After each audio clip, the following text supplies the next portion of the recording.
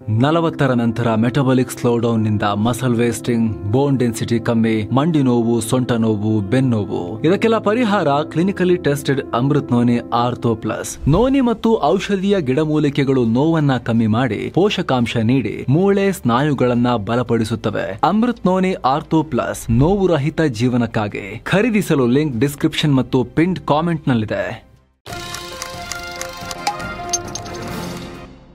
ಹಳ್ಳಿ ಜನರಿಗೆ ಸಿದ್ದು ಶಾಕ್.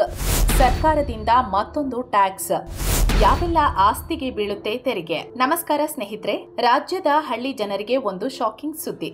ಇಷ್ಟು ದಿನ ತೆರಿಗೆಯಿಂದ ಹೊರಗುಳಿದಿದ್ದ ಸಾವಿರಾರು ಆಸ್ತಿಗಳಿಗೆ ಬಲೆ ಬೀಸೋಕೆ ರಾಜ್ಯ ಸರ್ಕಾರ ಸಜ್ಜಾಗಿದೆ. ಗ್ರಾಮ ಪಂಚಾಯಿತಿಗಳ ಆದಾಯನ 3 ಪಟ್ಟು ಹೆಚ್ಚಿಸೋಕೆ ಸರ್ಕಾರ ಕರ್ನಾಟಕ ಗ್ರಾಮ ಸ್ವರಾಜ್ಯ ಮತ್ತು ಪಂಚಾಯತ್ ರಾಜ್ ಗ್ರಾಮ ಪಂಚಾಯಿತಿಗಳ ತೆರಿಗೆ ದರ ಮತ್ತು ಫೀಸ್ ನಿಯಮ 2025 ಅಧಿಕೃತವಾಗಿ ಪ್ರಕಟಿಸಿದೆ. ಇದರಲ್ಲಿ ಗ್ರಾಮೀಣ ವ್ಯಾಪ್ತಿಯಲ್ಲಿ ಬರೋ ಅನೇಕ ಆಸ್ತಿಗಳಿಗೆ ಹೊಸದಾಗಿ ತೆರಿಗೆ ಹೇರಲಿದೆ. ಹೀಗಾಗಿ ಇದರಿಂದ ಹಳ್ಳಿ ಭಾಗದ ಆರ್ಥಿಕ ಚಿತ್ರಣನೇ ಬದಲಾಗುತ್ತೆ ಅಂತ ಹೇಳಲಾಗ್ತಿದೆ. ಹಾಗಿದ್ರೆ ಏನಿದು ಹೊಸ ನಿಯಮ? ಯಾರಿಗೆಲ್ಲ ಇದು ಅನ್ವಯ ಆಗತ್ತೆ? ಯಾರು ಹೊಸದಾಗಿ ತೆರಿಗೆ ಕಟ್ಟಬೇಕಾಗತ್ತೆ? ಯಾರಿಗೆಲ್ಲ ವಿನಾಯಿತಿ ಇದೆ? ತೆರಿಗೆ ಕಟ್ಟಲಿಲ್ಲ ಅಂದ್ರೆ ಏನಾಗುತ್ತೆ? ಎಲ್ಲವನ್ನ ಹೇಳ್ತೀವಿ. ವಿಡಿಯೋನ ಕಡೆ ತನಕ ನೋಡಿ. ಆದ್ರೆ ಅದಕ್ಕೂ ಮುನ್ನ ಯಾರಾದ್ರೂ ನಮ್ಮ ಚಾನೆಲ್ನ ಸಬ್ಸ್ಕ್ರೈಬ್ ಮಾಡಿಲ್ಲ ಅಂದ್ರೆ ಕೂಡಲೇ ಮಾಡಿ. ಹೌದು ಸ್ನೇಹಿತರೆ, ಇದುವರೆಗೂ ರಾಜ್ಯದ ಗ್ರಾಮ ಪಂಚಾಯಿತಿ ವ್ಯಾಪ್ತಿಯಲ್ಲಿ ತೆರಿಗೆ ಶುಲ್ಕಗಳ ಮೂಲಕ ವಾರ್ಷಿಕವಾಗಿ ಕೇವಲ 1500 ಕೋಟಿ ರೂಪಾಯಿ ಆದಾಯ ಸಂಗ್ರಹವಾಗ್ತಾ ಇತ್ತು. ಆದರೆ ಇನ್ನು ಮುಂದೆ ಈ ಲೆಕ್ಕಾಚಾರ ಸಂಪೂರ್ಣ ಬದಲಾಗಲಿದೆ. ಸರ್ಕಾರ ಈ ಆದಾಯನ ಬರೋಬ್ಬರಿ 4500 ಕೋಟಿ ರೂಪಾಯಿಗಳಿಗೆ ಹೆಚ್ಚಿಸೋ ಬೃಹತ್ ಗುರಿ ಇಟ್ಕೊಂಡಿದೆ.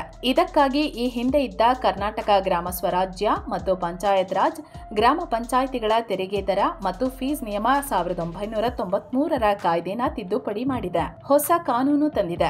ಈ ಹೊಸ ನಿಯಮದ ಪ್ರಕಾರ ಇನ್ಮೇಲೆ ಗ್ರಾಮ ಪಂಚಾಯಿತಿ ವ್ಯಾಪ್ತಿಯಲ್ಲಿ ಬರೋ ಕೃಷಿಯೇತರ ಆಸ್ತಿಗಳು ಅಂದ್ರೆ ಕೃಷಿ ಭೂಮಿನ ಹೊರತುಪಡಿಸಿ ಉಳಿದೆಲ್ಲ ಆಸ್ತಿಗಳು ತೆರಿಗೆ ವ್ಯಾಪ್ತಿಗೆ ಬರಲಿವೆ. ಅಕ್ರಮ ಆಸ್ತಿಗಳಿಂದ ಕೂಡ ತೆರಿಗೆ ಸಂಗ್ರಹ ಆಗತ್ತೆ. ಇದರಲ್ಲಿ ನಿಮ್ಮ ವಸತಿ ಮನೆ, ವಸತಿಯೇತರ ಕಟ್ಟಡ, ವಾಣಿಜ್ಯ ಮಳಿಗೆ, ಖಾಲಿ ನಿವೇಶನೆ, ದೊಡ್ಡ ದೊಡ್ಡ ರೆಸಾರ್ಟ್ಗಳು, ಪ್ರವಾಸಿಗರನ್ನ ಆಕರ್ಷಿಸುವಂತಹ ಹೋಮ್ ಸ್ಟೇ ಹೀಗೆ ಪ್ರತಿಯೊಂದು ಆಸ್ತಿನ ಗುರುತಿಸಿ ತೆರಿಗೆ ಚೌಕಟ್ಟಿಗೆ ತರಲಾಗುತ್ತೆ. ಸರ್ಕಾರದ ಪ್ರಕಾರ ಇದರಿಂದ ಹಳ್ಳಿ ಭಾಗದ ಸುಮಾರು 95 ಲಕ್ಷ ಆಸ್ತಿಗಳು ಟ್ಯಾಕ್ಸ್ ವ್ಯವಸ್ಥೆ ಒಳಗೆ ಬರ್ತವೆ ಎನ್ನಲಾಗ್ತಿದೆ. ಇದನ್ನ ಹೇಗ್ ಮಾಡ್ತಾರೆ ಅಂತ ತಿಳ್ಕೊಳ್ಳೋದಕ್ಕೂ ಮುಂಚೆ ಸ್ನೇಹಿತರೆ, ಮಸ್ತ್ ಮಗದಲ್ಲಿ ವೀಕ್ಷಕರಿಗೆ ವಿಶೇಷ ಕಾಂಟೆಂಟ್ ತರುವ ಸ್ಪೆಷಲ್ ಮೆಂಬರ್ಶಿಪ್ ಪ್ರೋಗ್ರಾಂ ಶುರುವಾಗಿದೆ. ದಿನಕ್ಕೆ ₹1ಗಿಂತ ಕಡಿಮೆ ದರದಲ್ಲಿ ನೀವು ಈ ಮೆಂಬರ್ಶಿಪ್ ನ ಪಡ್ಕೋಬಹುದು. Members only video, live session ಸೇರಿದಂತೆ ಅನೇಕ ವಿಶೇಷ ಕಾಂಟೆಂಟ್ ಗಳನ್ನ ಎಂಜಾಯ್ ಮಾಡಬಹುದು. ಕೂಡಲೇ ಜಾಯಿನ್ ಬಟನ್ ಕ್ಲಿಕ್ ಮಾಡುವ ಮೂಲಕ ನೀವು ಕೂಡ ಮಸ್ತ್ ಮಗ ಸದಸ್ಯರಾಗಿ ಅನ್ನೋದು ನಮ್ಮ ಮನವಿ. ಬನ್ನಿ ಈಗ ವರದಿಲಿ ಮುಂದುವರಿಯೋಣ. ಸ್ನೇಹಿತರೆ, ಈ ತರ ತೆರಿಗೆ ಕಟ್ಟಲಿಲ್ಲದ ಆಸ್ತಿ ಹುಡುಕೋದಕ್ಕಾಗಿನೇ ಸರ್ಕಾರ ಸ್ಪಷ್ಟ ಮಾರ್ಗಸೂಚಿ ನೀಡಿದೆ. ಪ್ರತಿ ವರ್ಷ ಮಾರ್ಚ್ ತಿಂಗಳಲ್ಲಿ ಗ್ರಾಮ ಪಂಚಾಯಿತಿ ಅಧಿಕಾರಿಗಳು ತಮ್ಮ ವ್ಯಾಪ್ತಿಯಲ್ಲಿ ಸಮೀಕ್ಷೆ ನಡೆಸುತ್ತಾರೆ.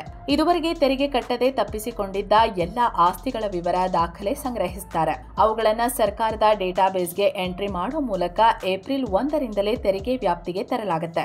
ಇನ್ನು ಈಗಾಗಲೇ ಅಸ್ತಿತ್ವದಲ್ಲಿ ಇರೋ ಆದರೆ ತೆರಿಗೆ ಕಟ್ಟದ ನಿವೇಶನ ಮತ್ತು ಕಟ್ಟಡಗಳಿಗೂ ಈ ನಿಯಮ ಅನ್ವಯ ಆಗಲಿದೆ. 2016ರ ಫೆಬ್ರವರಿ ನಂತರದ ಸೇಲ್ ಡೀಡ್ ಅಥವಾ ಕಟ್ಟಡಕ್ಕೆ ಎಸ್ಕಾಂನಿಂದ ಶಾಶ್ವತ ವಿದ್ಯುತ್ ಸಂಪರ್ಕ ಪಡೆದ ದಿನಾಂಕ, ಇವುಗಳಲ್ಲಿ ಯಾವುದು ಲೇಟೆಸ್ಟ್ ಆಗಿದೆಯೋ ಆ ಡೇಟ್ನಿಂದ ಹಿಂದಿನ ಬಾಕಿ ತೆರಿಗೆನ ಲೆಕ್ಕ ಹಾಕಿ ವಸೂಲಿ ಮಾಡಲಾಗುತ್ತೆ.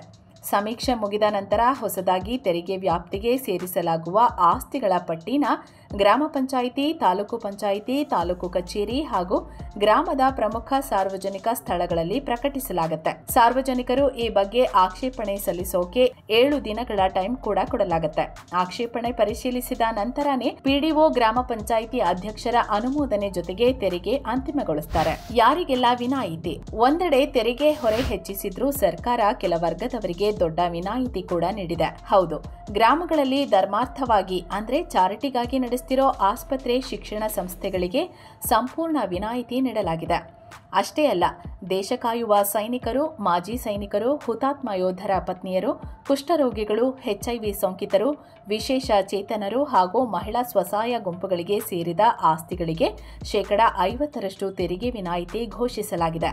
ಇದಲ್ಲದೆ ಪ್ರಾಮಾಣಿಕವಾಗಿ ತೆರಿಗೆ ಕಟ್ಟುವಂತಹ ಪ್ರತಿಯೊಬ್ಬರಿಗೂ ಕೂಡ ಪ್ರೋತ್ಸಾಹ ನೀಡಲಾಗಿದೆ. ಆರ್ಥಿಕ ವರ್ಷದ ಮೊದಲ 3 ತಿಂಗಳೊಳಗೆ ಅಂದರೆ ಜೂನ್ 30ರೊಳಗೆ ಪೂರ್ತಿ ತೆರಿಗೆ ಪಾವತಿಸಿದರೆ ಅವರಿಗೆ ಕೂಡ ಶೇಕಡ 5ರಷ್ಟು ರಿಯಾಯಿತಿ ಸಿಗಲಿದೆ. ಕಟ್ಟಲಿಲ್ಲ ಅಂದ್ರೆ ಏನಾಗುತ್ತೆ? ತೆರಿಗೆ ಕಟ್ಟೋದನ್ನ ತಪ್ಪಿಸಿದ್ರೆ ಇಲ್ಲಿ ಸರ್ಕಾರ ಯಾವುದೇ ಮುಲಾಜು ತೋರಿಲ್ಲ, ಕಟ್ಟುನಿಟ್ಟಿನ ಕ್ರಮಕ್ಕೆ ಮುಂದಾಗ್ತೀವಿ ಅಂತ ಹೇಳಿದೆ. ಮೊದಲಿಗೆ ತೆರಿಗೆ ಪಾವತಿಸಿಲ್ಲ ಅಂದ್ರೆ ತಗಾದೆ ನೋಟಿಸ್ನ ನೀಡಲಾಗುತ್ತೆ. ಅದಕ್ಕೂ ಬಗ್ಗದಿದ್ರೆ ತಗಾದೆ ಆದೇಶ ಜಾರಿ ಮಾಡಲಾಗುತ್ತೆ.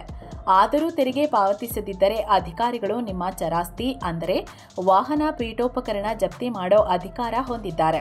ಒಂದು ವೇಳೆ ಜಪ್ತಿ ಮಾಡಿದ 7 ದಿನಗಳೊಳಗೆ ನೀವು ಬಾಕಿ ತೆರಿಗೆ ಕಟ್ಟದಿದ್ರೆ ನಿಮ್ಮ ಆಸ್ತಿನ ಸಾರ್ವಜನಿಕವಾಗಿ ಹರಾಜು ಹಾಕಿ ಅಥವಾ ಮಾರಾಟ ಮಾಡಿ ತೆರಿಗೆಯನ್ನ ವಸೂಲಿ ಮಾಡಲಾಗುತ್ತೆ.